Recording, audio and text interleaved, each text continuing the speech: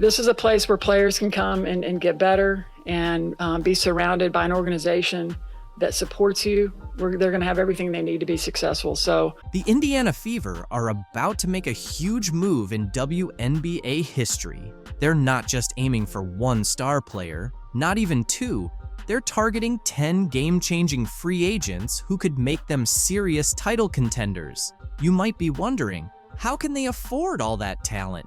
Well, that's where you're mistaken. The Fever have a secret weapon, Kelly Krauskopf. She's back with the team this year, and she's got a bold vision. Kelly's not here to play it safe. She's here to get things done. I know the free agent situation in the WNBA, but are you in a position where you can add some pieces? Yes, we are. We're definitely in a position, and I would think that if you are a smart basketball player and you watch the way she plays, you would want to play with her. With her vast network and resources, Kelly is determined to make Indiana the hottest spot in the WNBA. Her strategy is bold, and it's already catching everyone's attention. You won't believe the plans she has in store to turn the Fever into a true powerhouse. You know that moment in a movie when the two main characters finally join forces, and you just know you're about to see something incredible? That's the vibe right now, because Caitlin Clark and Kelsey Mitchell are about to team up for the Indiana Fever. Good thing for women's basketball. I'm playing alongside this kid, so it makes everything, a little bit more dramatic, and like the people are coming out to see this person. So we just do what we can. We embrace it. I'm pretty sure our organization can feed off of it. Let's take a moment to focus on Kelsey Mitchell. Did you know she averaged 19.2 points per game last season? That's not just impressive. That's all-star caliber. And it's not like she had just a few good nights either. After the Olympic break, Mitchell went on a scoring spree, putting up 20 or more points in 7 straight games. Imagine trying to guard someone that reliable. Now, think about Mitchell teaming up with Caitlin Clark. We're talking about two of the top shooters in the game coming together. How are defenses supposed to handle that? Clark's college numbers are through the roof, and her knack for setting up her teammates is incredible. With Clark's playmaking skills and Mitchell's scoring, this could be the most exciting backcourt the WNBA has ever seen. Because Kelsey Mitchell said basketball is a language and you have to get on the same page. Me and Caitlin like to play fast and up-tempo, and I'm always going to align based on how she's playing and how she's going. Here's where things get really interesting. Kelsey Mitchell is a free agent right now.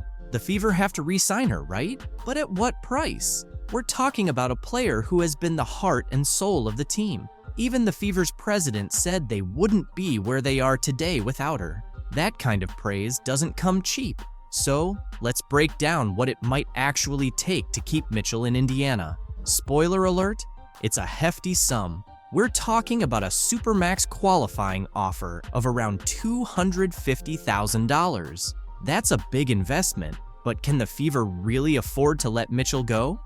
Look, we're going to evaluate everything and have those types of discussions with her. Here's the thing. It's not only about the money, it's about building a championship caliber team. That's where Caitlin Clark comes into play. Bringing her on board isn't just about her own skills. It's about how she can make everyone around her better, especially a scorer like Mitchell.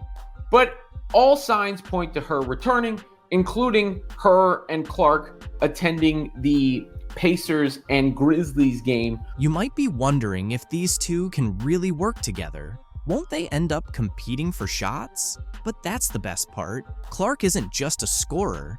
She's a true playmaker, and Mitchell has already proven she can thrive alongside other star guards. This isn't about two players battling for the spotlight. It's about two stars joining forces to create something that's even better than what they could achieve individually. Kelsey Mitchell has been an all-star, but she had the stage, the bright lights, and everybody could see what kind of bucket getter she is.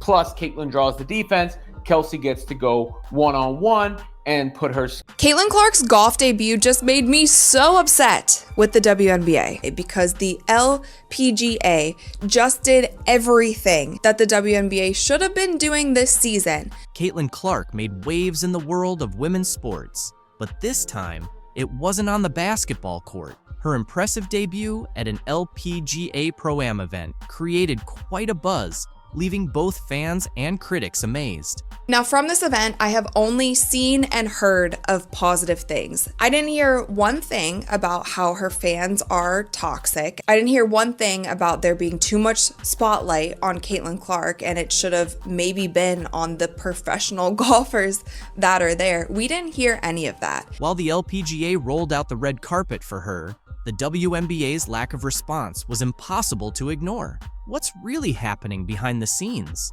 I honestly just got so triggered by Caitlin Clark's golf debut, and it is no fault of hers that I got upset. It is the fault of the WNBA because the LPGA just did everything. Caitlin Clark is now a household name, not only for her WNBA success, but also for her unexpected performance in golf. Her appearance at the LPGA Pro-Am wasn't just a typical celebrity cameo, it turned into a nationally spotlighted event. Fans showed up in droves, pushing for the tournament to be broadcast. And when it finally aired, the LPGA struck gold. They didn't just include Caitlin, they made her the star of the entire event. How this Pro-Am event originally wasn't even going to be televised, but there were so many fans who were emailing the organization saying, how can we watch Caitlin? Can we come to the event?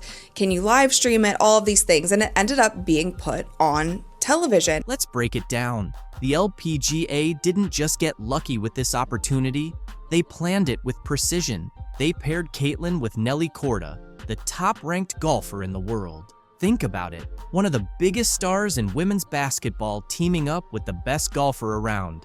That's not a coincidence. That's smart marketing. Photos of Caitlin and Nelly were all over social media, generating a buzz that reached well beyond golf fans. Basketball lovers, golf enthusiasts, and more were instantly hooked. Fans were really excited about that. There was so much buzz online. She was trending on Twitter, all of the things. And the LPGA was promoting the crap out of this event. And they also did something really smart by pairing her up with their currently #1 golfer in the world. Meanwhile, the WNBA, the league that shot Caitlin to stardom, remained completely silent. They didn't tweet, post, or make any mention of her golf success. Fans definitely noticed, and it raised a lot of questions. Why wasn't her own league celebrating such a huge moment? It felt like a major missed opportunity, especially after the LPGA showed just how much star power Caitlin could bring to another sport. So there are photos of Caitlin and Nelly literally everywhere, and the LPGA was so smart in doing this because they knew that there would be so many eyeballs on Caitlin. So if they put their #1 golfer, who is currently leading the sport and pushing the sport ahead, if they put her next to Caitlin for the entire event, that's just great. It's great for Nelly and it's great for everyone else. It wasn't just the LPGA that jumped on Caitlin's star power. Media outlets were all over the story too.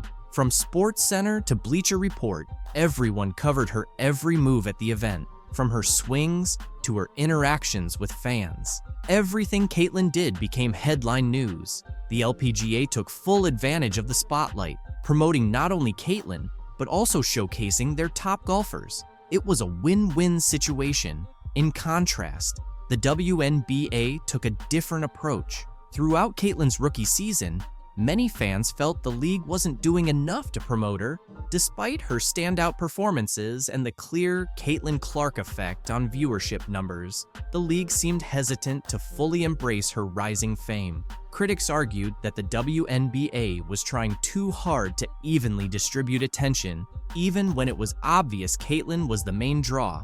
This reluctance was even more noticeable during the LPGA Pro-Am. While the LPGA leaned into Caitlin's popularity, the WNBA's silence was glaring.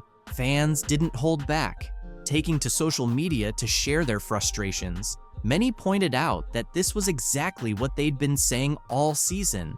The WNBA wasn't doing enough to leverage Caitlin's popularity, so why would the WNBA hold back? Some say the league is cautious about focusing too much on one player, fearing it might overshadow others or stir up tension within the league. Others think it's a missed opportunity tied to outdated marketing tactics. Whatever the reason, the difference between the LPGA's strategy and the WNBA's silence, the portrayal of black women in the league, is an ongoing conversation. Many, including Aja Wilson, Angel Reese, Cheryl Swoops, and others, seem to view Caitlin Clark as a major issue in the WNBA, at least according to the league discussions. But is this truly the case? Or could it be more about rivalry and resentment? Some recent developments might make us rethink the situation. Last week, Aja Wilson brought up the topic of white privilege while speaking with Kelsey Plum. Now, Wilson and Angel Reese are both featured on the cover of the Wall Street Journal's magazine. Yet surprisingly, there's no mention of Caitlin Clark. In 2024, with all that's happening, isn't it worth exploring this from Caitlin Clark's perspective too? Imagine this. Even if you're the first rookie since 2008 to make the WNBA's first team, break over 50 records in one season, and win Rookie of the Year, you're still not acknowledged in one of the league's largest media spreads to date.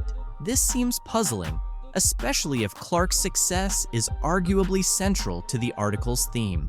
The situation is further complicated by online tensions. Caitlin Clark is often cast in a negative light, made to seem difficult and unlikable, even while dealing with online harassment from an account managed by Aja Wilson's friend. And yet, both Wilson and Reese continue to fuel controversy, even accusing each other of unfair treatment and, at times, directing this frustration toward Caitlin Clark. This leaves us wondering, is this really the behavior we expect from an MVP or Rookie of the Year? This situation honestly feels like a case of bullying.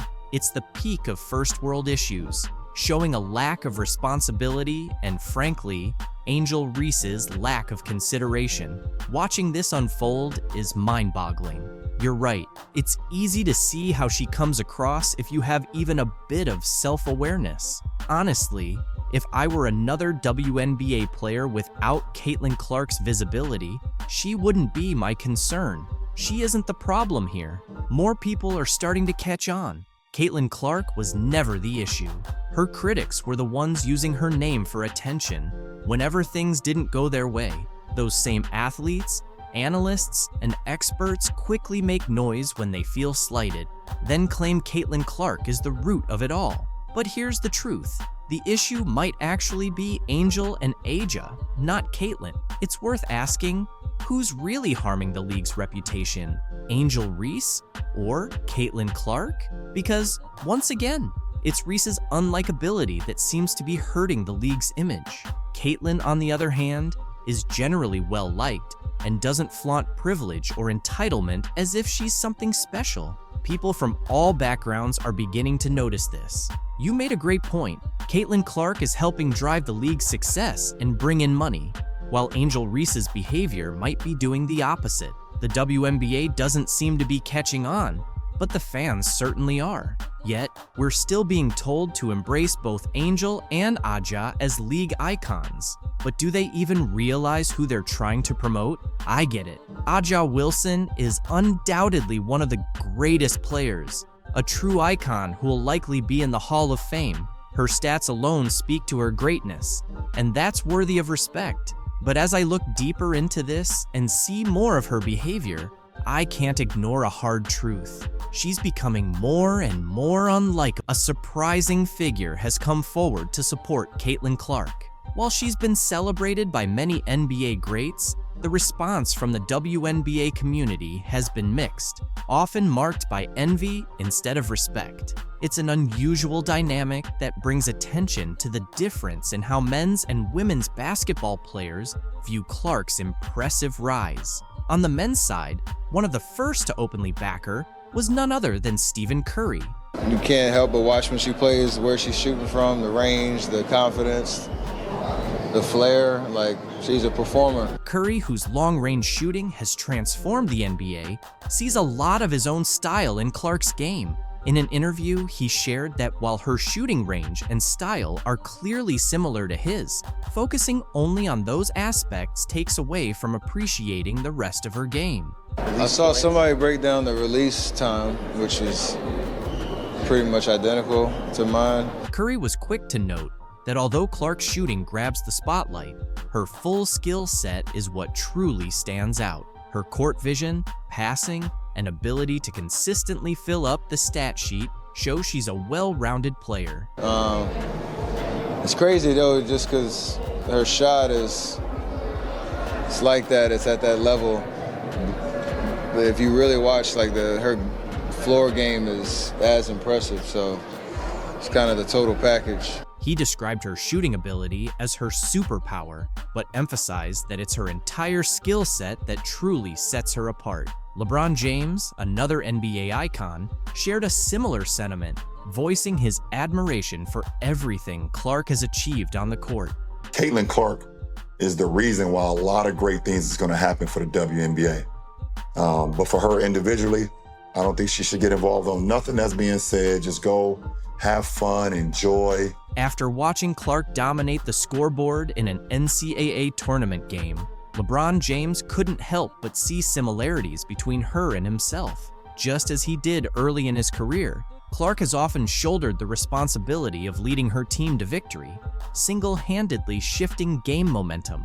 In his words, Caitlin Clark is the kind of player who can take over a game, lifting her teammates while still excelling on her own. A high compliment from someone who knows all about carrying a team. But there's more to Clark than her skills on the court. Being from Indiana, specifically the Indianapolis area, her rise naturally draws comparisons to one of basketball's all-time legends, Larry Bird. In the 1980s, Bird was more than just a player. He was an icon, known for his relentless work ethic, gritty style, and fierce competitiveness. So it's no surprise that as Clark kept breaking records, comparisons to Bird's Indiana-rooted style of basketball brilliance began to emerge. And it wasn't just the hometown connection drawing attention. Magic Johnson, Bird's longtime rival, also spoke about Clark's impact, comparing her budding rivalry with Angel Reese to his own storied battles with Bird in the 1980s. Johnson pointed out that while rivalries can get intense, they also raise the level of the game and draw more fans to the sport. We have to understand that both Caitlin, Angel, and Brink, who plays for my Sparks, they made the WNBA better. They're going to be tested by these incredible women who've been in the league for a long time. Caitlin is the most popular WNBA player, but she's not the best at this time. Just like Larry and I were not the best when we entered the league. We became the best later on by our play. Caitlin still has to play great to become the best WNBA player. In Johnson's words, Caitlin and Angel have brought back that classic spirit of basketball, where everyone's eagerly watching to see what'll happen next. It's like Larry and me all over again, he said. And now, Larry Bird himself has finally spoken up about Clark. Though he's been mostly quiet on the topic until now, Bird recently offered her some advice as she faces rising criticism both on and off the court. He urged her to keep her focus, reminding her that while critics will always be around, they won't stick. What you're doing now, Bird told her, is going to be remembered forever. The people tearing you down, they'll fade away. Caitlin Clark recently shared some footage of her training in Europe, and it's everything we've been looking for. This serves as the ultimate evidence of how a truly respectable league treats its star players. No matter how the cachet of the WNBA elevates, remember, it could have been even better. You messed it up. You messed it up. You can truly see the joy on Clark's face. She looks free, incredibly happy, and completely unbothered. Those days of putting up with cheap shots, dirty hits, and all that nonsense are behind her. There's no one poking her in the eye or hip-checking her into the stands. So now give me the reasons why. She's gone. And here's the best part. There's no racial tension or scheming against the league's top talent in Europe. The players focus on their game, and Clark can finally concentrate on what she does best, dominating on the court. The contrast is clear. And it's no surprise she's thriving in a league that truly knows how to honor greatness. I have honestly never seen a company fumble the bag so hard like the WNBA fumbled Caitlin Clark. She's playing as if she's finally free from all the nonsense, free from cheap shots, and definitely free from the relentless negativity she faced in the WNBA. It feels like a completely new Caitlin Clark, and she's clearly enjoying every moment. She's smiling, sinking threes like they're layups, and making no-look passes as if it's just another day in the park. I think it's a good number. Threes were a little bit, I wouldn't say lower. I'll still take 63, but I want to be more so around 70 if I can.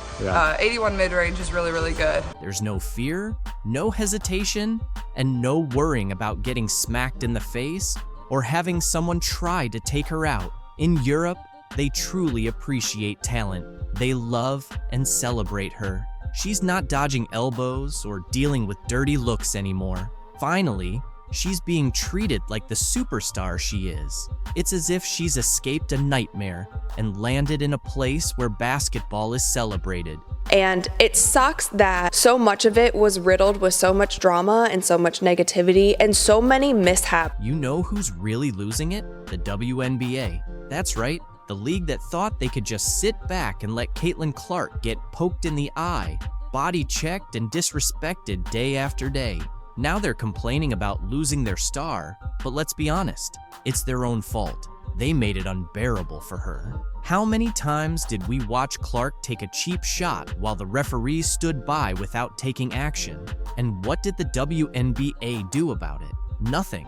They allowed it to happen repeatedly. Like we talked about in our locker room after the game ended, where obviously people were pretty disappointed in the outcome.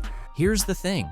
In Europe, they don't have that kind of drama. No Chennedy Carter blindsiding her, no Dejonai Carrington going for her eye. No one is trying to take her down just because she's different. She's not facing players who resent her simply because she's a straight white girl excelling in their league. Over there, it's all about basketball. It's pure, it's clean, and it's a genuine league that respects the game, honors talent, and of course, treats Clark like... Shaq went on Angel Reese's podcast this week and shared his billion-dollar idea for the WNBA. In the next few minutes, you'll witness the moment that rattled women's basketball to its foundation.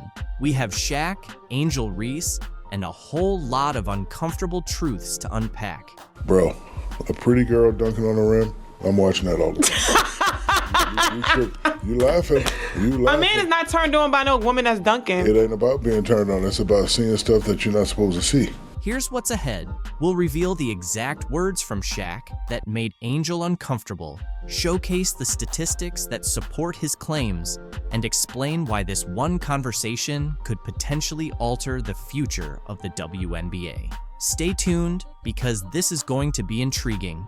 Shaq just dropped a truth bomb that has the entire basketball world buzzing. We're talking about a 4-time NBA champion, a Hall of Famer, and a business mogul worth over $400 million. When Shaq talks, people pay attention, and he certainly had a lot to say about the WNBA. Picture this: Shaq sitting there, calm and collected, as he discusses ways to make the WNBA more exciting. His suggestion?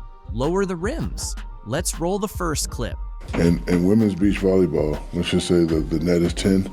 For women, it's lower just a little bit. I'm not saying lower it to 9.5, 9.6, but just 9.9. Just so we can dunk? Yes. No, see? And I hate when men say that. But listen, that's the only difference. People always disrespect women regardless. They're always going to not give us the same value as a man. So I just don't even think that. And that's why you got to do what you've been doing. Go take the Yeah. I'm telling you now, if you lower that thing to 9.999. And what's going to happen? All right, tell me, the money going to go through the roof? Yeah. Not all the way down to the ground, of course, but just enough to change the game. He's suggesting lowering the rim to about 8 to 10 feet below the standard height. Why? So we can see some dunks naturally.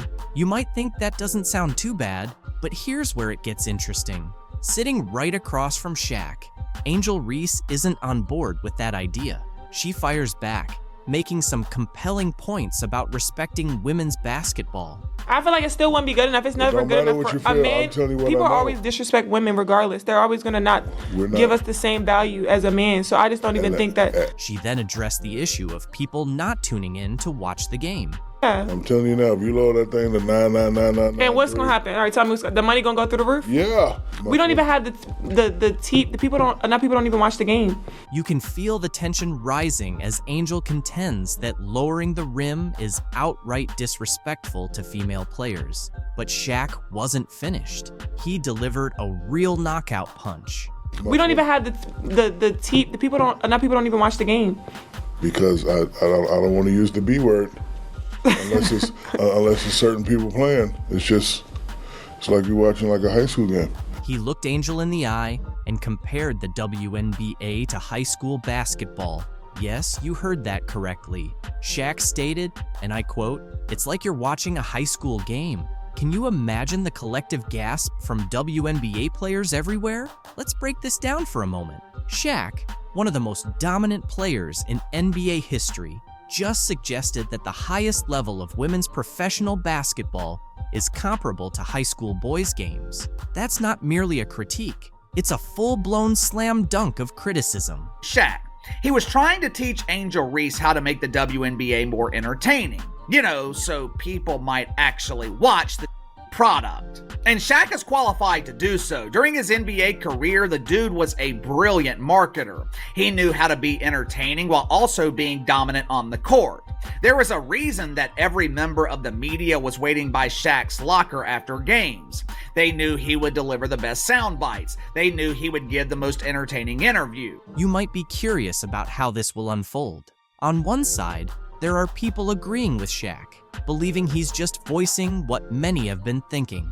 They argue that if the WNBA wants to attract more viewers and generate more excitement, then something needs to change. Angel Reese, just because a man is criticizing your league, it does not mean he is disrespecting women. This is the entitlement I always talk about. Angel Reese and her colleagues in the WNBA, they have this false sense of entitlement that makes them believe that they are above being criticized. Anytime they are criticized, they want to play the victim. Men don't respect women. Oh yeah? On the flip side, there's a large group of upset fans and players who believe Shaq's comments are disrespectful and I just hope y'all know the WNBA don't pay my bills at all. I don't even think that pays one of my bills. So I don't know if she's complaining or just stating. Angel Reese faced heavy criticism from experts after her recent complaints about her WNBA salary not being enough to cover her rent. Apparently, she's struggling on her $73,000 salary, claiming it doesn't stretch far enough to pay for her extravagant $8,000 monthly rent, as if she's living paycheck to paycheck. I am sympathetic to that, but yeah, sports needs villains. I don't have a problem with it. She makes the WNBA more interesting. Reese, regarded as the league's most pampered player, appears to believe she deserves a salary increase, especially since it's been a while since she found herself in another scandal. And now, it looks like we're back to the same situation again. Number one complaint this offseason in the WNBA would be the incessant whining about their minimum wage salaries. I mean, who could have possibly... What exactly are you asking for more money for, Angel? You played less than 10 games this season, while Caitlin Clark put in the effort through 38. You're attracting a crowd of 7,000 fans per game. I am sympathetic to that, but yeah, sports needs villains. I don't have a problem with it. She makes the WNBA more interesting.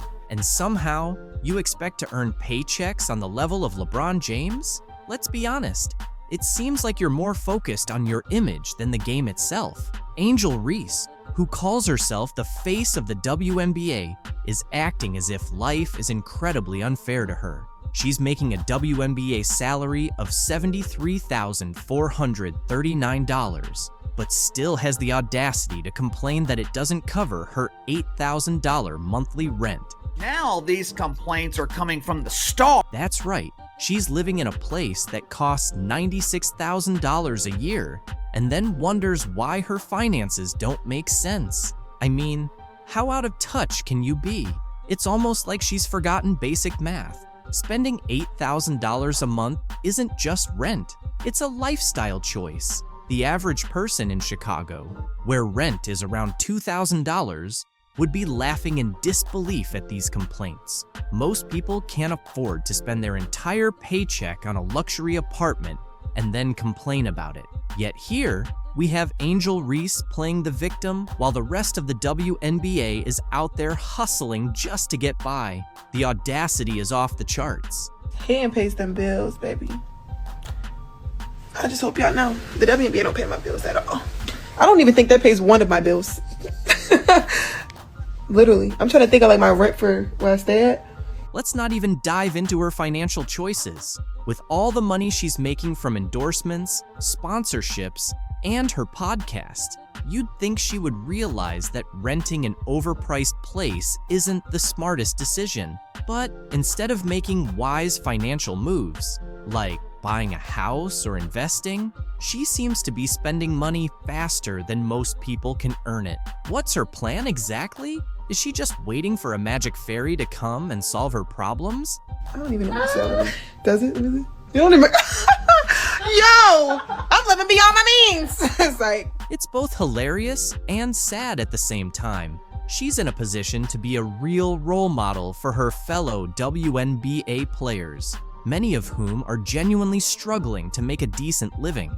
They don't have million-dollar endorsement deals rolling in. They rely on their league salaries and are barely scraping by. Yet here's Reese complaining about rent as if she isn't surrounded by cash from every angle. It's insulting to everyone in the league who is truly fighting to stay afloat. Playing this off season in the WNBA would be the incessant. Caitlin Clark's transition from the US to Europe is creating quite a buzz in the basketball world. Her choice to sign a lifetime contract with a European club has fans curious about what motivated such a bold decision, especially after her impressive rookie season.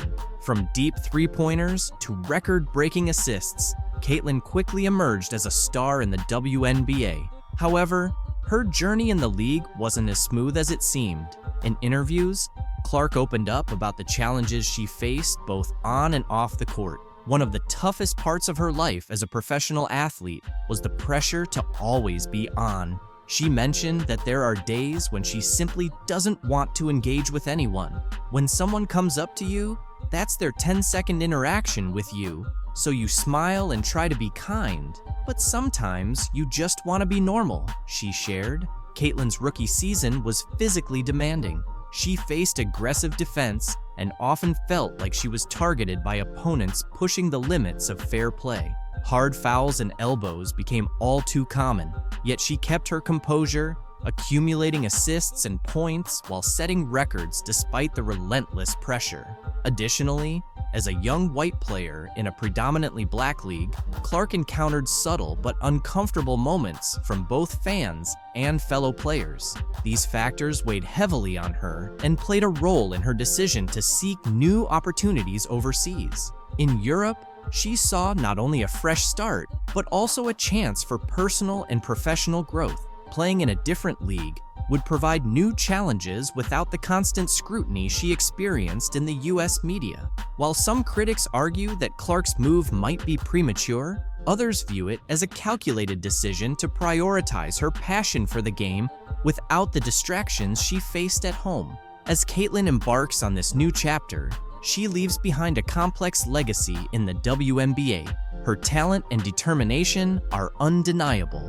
What are your thoughts on this? Angel Reese reveals the real reason behind Caitlin Clark's move to Europe. Angel Reese shuts down rumors, says Caitlin Clark's exit is a financial move. Angel Reese couldn't resist weighing in on Caitlin Clark's new European contract. Instead of letting it slide, she stepped in to set the record straight.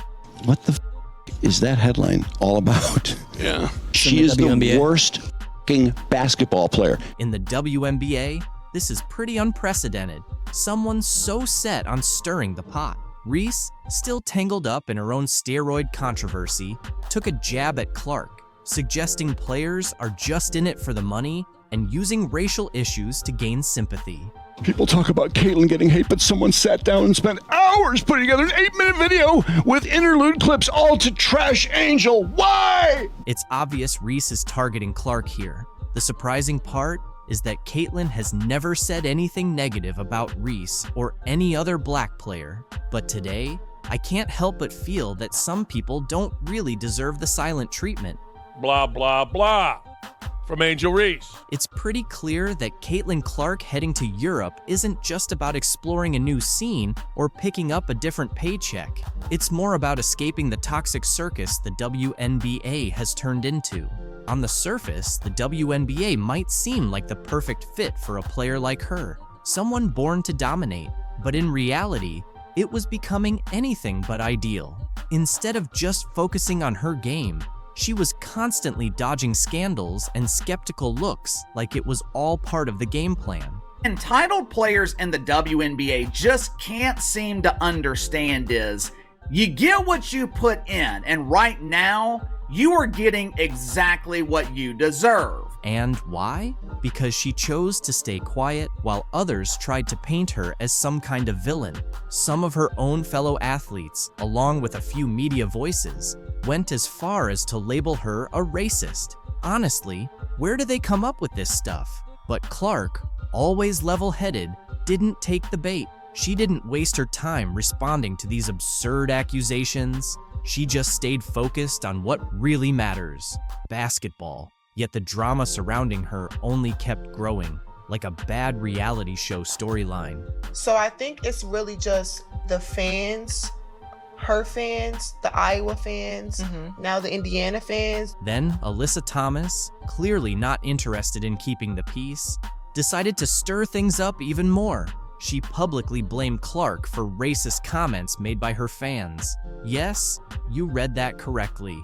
Thomas somehow figured that Clark should be responsible for the words of random people in the stands. I think in my 11-year career, I've never experienced the racial comments from the Indiana Fever fan base. Ridiculous, right? This wasn't even about anything Clark did or said.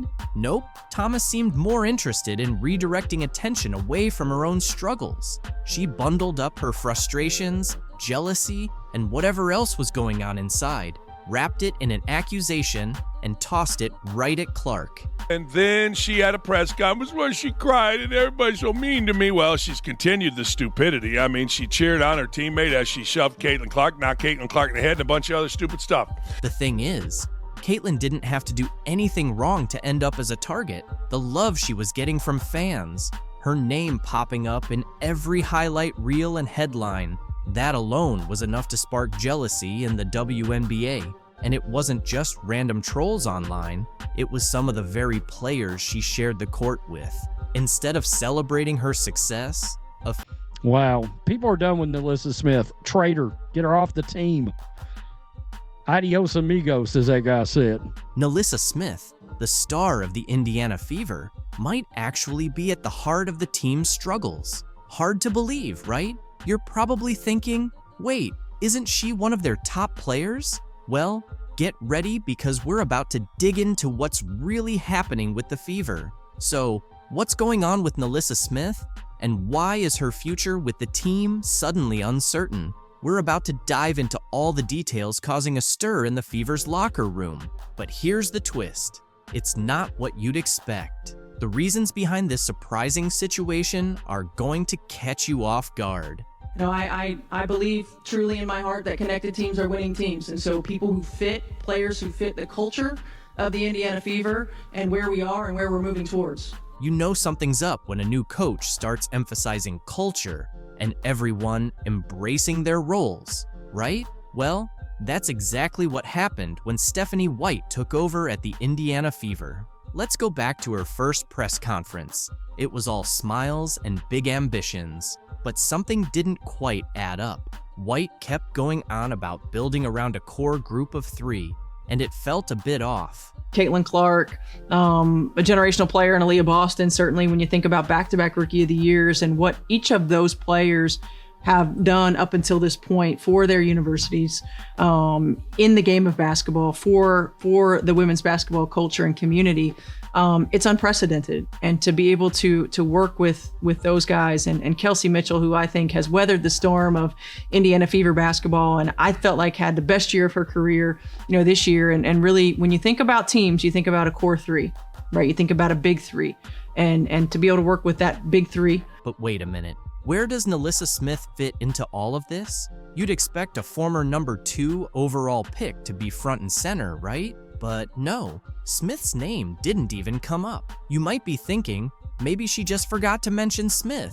But let's be real. This is a player who was supposed to be the future of the franchise.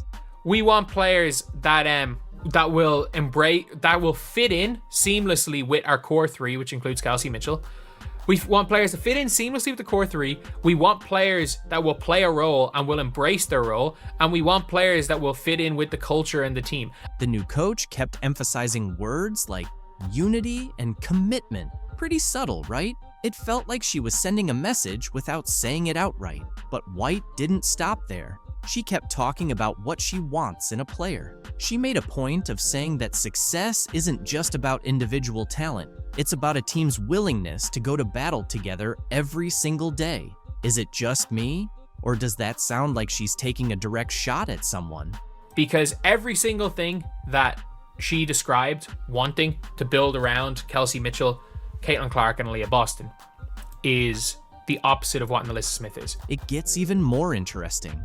White started outlining what she wants in her ideal player, and it was almost as if she was reading off an anti-NaLyssa checklist. She mentioned wanting players who can embrace their roles and fit in seamlessly with the core three. Ouch, that's got to sting if you're Smith, right? Well, it's becoming pretty clear that White's vision for the Fever's future doesn't seem to include Smith. She's focused on building a team of players who are fully committed to each other and the franchise's long-term goals. And let's be honest, with all the drama surrounding Smith lately, it's tough to see how she fits into that picture. To another level. You've got incredibly talented players right here in Caitlin and Aaliyah and Lexi, a team that was incredibly fun to watch, very tough to game plan against. So I'm glad I'm going to get to work with you guys, work with you ladies, instead of